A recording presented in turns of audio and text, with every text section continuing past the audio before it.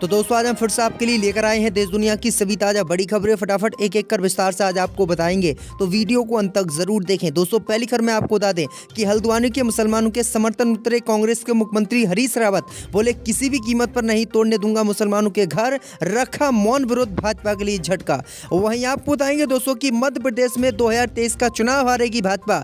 BJP के पूर्व विधायक ने किया दावा, भाजपा के लिए बड़ा झटका। वहीं आपको बताएंगे दोस्तों की हिंदू मुस्लिम एकता की मिसाल बनी कांग्रेस की भारत जोड़ो यात्रा, सभी वर्गों का कांग्रेस पार्टी को मिल रहा है समर्थन, भाजपा के लिए बड़ा खतरा। वहीं आपको बताएंगे दोस्तों की अमित शाह की बाल बाल बची आज जान। अमित शाह का अचानक हेलीकॉप्टर हुआ खराब, इमरजेंसी कराएगी गुवाहाटी में लैंडिंग। वहीं आपको बताएंगे दोस्तों की कांग्रेस की पूर्व अध्यक्ष सोनिया गांधी अस्पताल में हुई भर्ती, प्रियंका गांधी वाड्रा भी साथ में मौजूद। वहीं आपको बताएंगे दोस्तों की कांग्रेस की भारत जोड़ो यात्रा में शामिल हो सकते हैं नीतीश कुमार, किया ऐलान। तो दोस्तों सभी खबरों को आपको बताने वाले हैं, वीडियो को लाइक कर चैनल को सब्सक्राइब कर दें। इसी बीच पर तो दोस्तों अगली खबर की ओर, तो मुस्लिम देशों के बाद अब हल्द्वानी के मुसलमानों के समर्थन उतरे कांग्रेस के मुख्यमंत्री हरीश रावत। बोले मुसलमानों के घरों पर नहीं चलने दूंगा बुलेयर।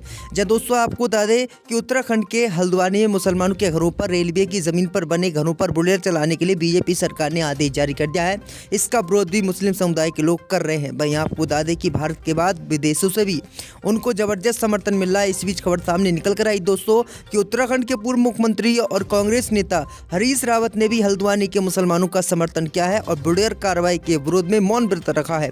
उन्होंने कहा है कि मैं किसी भी कीमत पर मुसलमानों के घरों पर बुलेयर नहीं चलने दूंगा। दरअसल आपको बता दें कि हल्द्वानी के दोस्तों बनभूलपुरा में मुसलमानों के घरों पर बुलेयर चलाने का हाईकोर्ट ने आदेश दिया था। बीजेपी सरकार ने इस आदेश का पालन करते हुए पुलिस प्रशासन को कहा था कि तत्काल इस पर कार्रवाई की जाए और मुसलमानों के घरों को तोड़ दी जाए। वहीं आपको बता दें कि बुलेयर कार्रवाई के विरोध में अब हरीश रावत उतर आए हैं। उन्होंने कहा है कि हम किसी भी कीमत पर ऐसी कार्रवाई नहीं करने देंगे और हम इसका विरोध करेंगे। तो ये बड़ी अपडेट आई दोस्तों कि हल्द्वानी के मुसलमानों के समर्थन में हरीश रावत जो मुख्यमंत्री रह चुके हैं उत्तराखंड के, उन्होंने अपना समर्थन दिया है। अब देखते हैं दोस्तों मुसलमानों के घरों पर बुलेयर चलता है या फिर नहीं। इसी बीच पर तो दोस्तों अगली खबर की ओर, तो मध्य प्रदेश में 2023 का चुनाव हारेगी बीजेपी। बीजेपी के विधायक ने किया दावा।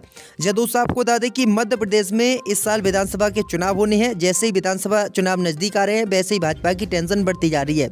अब बीजेपी में सिंधिया समर्थक विधायक ने एक ऐलान कर दिया है। उन्होंने कहा है कि जो 2023 में मध्य प्रदेश में विधानसभा के चुनाव होंगे उस चुनाव में बीजेपी बुरी तरह से हारेगी और कांग्रेस पार्टी की यहाँ पर सरकार बनेगी, क्योंकि ज्योतिरादित्य सिंधिया ने कांग्रेस पार्टी से गद्दारी करके कांग्रेस को धोखा देकर, जनता को धोखा देकर बीजेपी को समर्थन दिया और हम भी उसमें शामिल थे और बीजेपी की सरकार बना दी। लेकिन 2023 में जो विधानसभा चुनाव होंगे उस चुनाव में बुरी तरह से भाजपा हारेगी और यहाँ पर कांग्रेस पार्टी की सरकार बनेगी। जैसे ही इस विधायक ने दावा किया उसके बाद भाजपा के होश उड़ गए हैं। इसी बीच पर तो दोस्तों अगली खबर की ओर, तो हिंदू मुस्लिम एकता की मिसाल बनी कांग्रेस की भारत जोड़ो यात्रा। जब दोस्तों आपको बता दें कि भारत जोड़ो यात्रा 3.3 किलोमीटर प्रति घंटा की रफ्तार से आगे बढ़ती हुई मंगलवार को उत्तर प्रदेश में दाखिल हुई है। सुबह 10 बजे से ये यात्रा शुरू हो गई। इस बीच खबर सामने निकल कर आई दोस्तों कि जब इस यात्रा को लेकर एक सर्वे कराएगा। इस सर्वे में सामने निकल कर आया दोस्तों कि हिंदू मुस्लिम एकता की कांग्रेस की भारत जोड़ो यात्रा मिसाल बनी है। मुस्लिम सहित अन्य वर्गों का कांग्रेस की भारत जोड़ो यात्रा को समर्थन मिल रहा है और कांग्रेस की जो भारत जोड़ो यात्रा है जिस प्रदेश में भी जा रही है उस प्रदेश में हर किसी वर्ग, हर किसी जाति, हर किसी धर्म का कांग्रेस पार्टी को समर्थन मिल रहा है, जिसके बाद हिंदू मुस्लिम की एकता की भारत जोड़ो यात्रा मिसाल बन गई। तो ये बड़ी अपडेट आ रही दोस्तों। इसी बीच पर तो दोस्तों अगली खबर की ओर, तो बिल्किस बानो की याचिका पर सुप्रीम कोर्ट में मेरिट पर होगी सुनवाई। जस्टिस बेला त्रिवेदी दोबारा से केस से हटी। जब दोस्तों आपको बता दें कि बिल्किस बानो मामले में सुप्रीम कोर्ट ने उनकी अर्जी को मूल याचिका मानकर सुनवाई करने के लिए तैयार कर दिया है। अदालत का कहना है कि बानो की याचिका ही पहली अर्जी मानी जाएगी। कोर्ट का कहना है कि मामले की मेरिट पर सभी याचिकाकर्ताओं को सुना जाएगा। संभावना जताई यानी कि कोई नई पीठ इस मामले की सुनवाई करेगी। दरअसल आपको बता दें कि जस्टिस बेला त्रिवेदी ने सुनवाई से खुद को एक बार फिर से अलग कर दिया है। दरअसल आपको बता दें कि बिल्किस बानो का रेप करने के गुनहगारों को गुजरात की बीजेपी सरकार ने चुनाव से पहले छोड़ दिया था, जिसके खिलाफ बिल्किस बानो सुप्रीम कोर्ट पहुंची और सुप्रीम कोर्ट में जाकर बिल्किस बानो ने इन आरोपियों को दोबारा से जेल में डालने की मांग की। वहीं आपको बता दें कि जिस केस की बिल्किस बानो की सुनवाई करती थी जस्टिस बेला त्रिवेदी, उन्होंने अपने आप को इस केस से अलग कर दिया था, लेकिन अब वो फिर से केस से हट गई हैं। तो ये बड़ी अपडेट आ रही दोस्तों। इसी बीच पर तो दोस्तों अगली खबर की ओर तो कांग्रेस की पूर्व अध्यक्ष सोनिया गांधी अस्पताल में हुई भर्ती। जब दोस्तों आपको बता दें ये बड़ी खबर सामने निकल कर आई दोस्तों कि कांग्रेस की पूर्व अध्यक्ष सोनिया गांधी को बुधवार के दिल्ली के सर गंगाराम अस्पताल में भर्ती कराया गया है। रिपोर्ट में बताया गया है कि उनकी बेटी और पार्टी की सबसे पुरानी महासचिव प्रियंका गांधी वाड्रा उनके साथ अस्पताल गई हैं। अच्छी बात यह है कि बताया जा रहा है कि 76 वर्षीय दिग्गज कांग्रेस नेता के लिए ये रूटीन चेकअप था। पीटीआई रिपोर्ट के सूत्रों के हवाले से कहा गया है कि गांधी श्वसन संक्रमण से पीड़ित हैं। उन्होंने कहा है कि सोनिया गांधी मंगलवार से अस्वस्थ है। यही वजह है कि उनके बेटे और कांग्रेस सांसद राहुल गांधी और प्रियंका गांधी पार्टी चला रही हैं और वह भारत जोड़ो यात्रा में भी शामिल हुई थी, लेकिन जैसे ही उनकी मां की तबीयत खराब हुई तो राहुल गांधी भारत जोड़ो यात्रा छोड़कर अपनी मां से मिलने के लिए पहुंच गए थे। लेकिन अब सोनिया गांधी अस्पताल में भर्ती हैं। इसी बीच पर तो दोस्तों अगली खबर की ओर तो गृह मंत्री अमित शाह का हेलीकॉप्टर अचानक हुआ खराब, बाल बाल बची अमित शाह की जान। जब दोस्तों आपको बता दें कि अमित शाह की जान आज बाल बाल बच गई है। दरअसल आपको बता दें कि अमित शाह का विमान अचानक ही गुवाहाटी में क्षतिग्रस्त हो गया है और ये लैंडिंग से पहले ही खराब हो गया, जिसके बाद अमित शाह के हेलीकॉप्टर की इमरजेंसी लैंडिंग कराई है। दरअसल आपको बता दें कि घने कोहरे की वजह से खराब दृष्टता के कारण केंद्रीय गृह मंत्री अमित शाह का विमान रात अगरतला के महाराजा वीर विक्रम हवाई अड्डे पर नहीं उतर सका। अधिकारियों ने इसकी जानकारी दी है। सूत्रों ने बताया है कि विमान को गुवाहाटी के लोकप्रिय गोपीनाथ अंतर्राष्ट्रीय हवाई अड्डे की ओर मोड़ दिया गया, जहां विमान को उतारा गया है। अमित शाह को बुधवार रात अगरतला जो है पश्चिम बंगाल के पहुंचना था और अगले दिन पूर्वोत्तर राज्यों में 2 रथ यात्राओं को हरी झंडी दिखाकर रवाना करना था। त्रिपुरा में इस साल की शुरुआत में विधानसभा चुनाव होने और इसी को लेकर अमित शाह गए थे, लेकिन अमित शाह का विमान अचानक खराब हुआ और बाल बाल अमित शाह की जान बची, जिसके बाद इमरजेंसी लैंडिंग गुवाहाटी के एक एयरपोर्ट पर कराई गई है। इसी बीच पर तो दोस्तों अगली खबर की ओर तो 100 सालों में पहली बार अमेरिका में नहीं चुना जा सका स्पीकर, डोनाल्ड ट्रंप की पार्टी में पड़ी फूट। जब दोस्तों आपको बता दें कि अमेरिका में 100 सालों में पहली बार ऐसा हुआ है जब प्रतिनिधि सभा में बिना अध्यक्ष के ही संसद को स्थगित करना पड़ा। इसकी वजह ये रही कि मतदान के पहले दौर में ही प्रतिनिधि सभा के एक स्पीकर का चुनाव कराने में असफल रही। अमेरिकी संसद की प्रतिनिधि सभा में रिपब्लिकन नेता केविन पहले राउंड की बैलेट वोटिंग में नैसी पेलोसी की जगह स्पीकर का चुनाव लड़े थे, लेकिन वह इसके लिए जरूरी मत नहीं जुटा सके। ऐसे में एक शताब्दी में पहली बार ऐसा होगा जब स्पीकर पद के लिए दूसरे राउंड की वोटिंग होगी। 100 सालों में पहली बार अमेरिका में ऐसा हुआ है क्योंकि डोनाल्ड ट्रंप की पार्टी में फूट पड़ गई। तो ये बड़ी अपडेट आ रही दोस्तों। इसी बीच पर तो दोस्तों अगली खबर की ओर तो कांग्रेस की भारत जोड़ो यात्रा को मिला नीतीश कुमार का साथ, होंगे शामिल।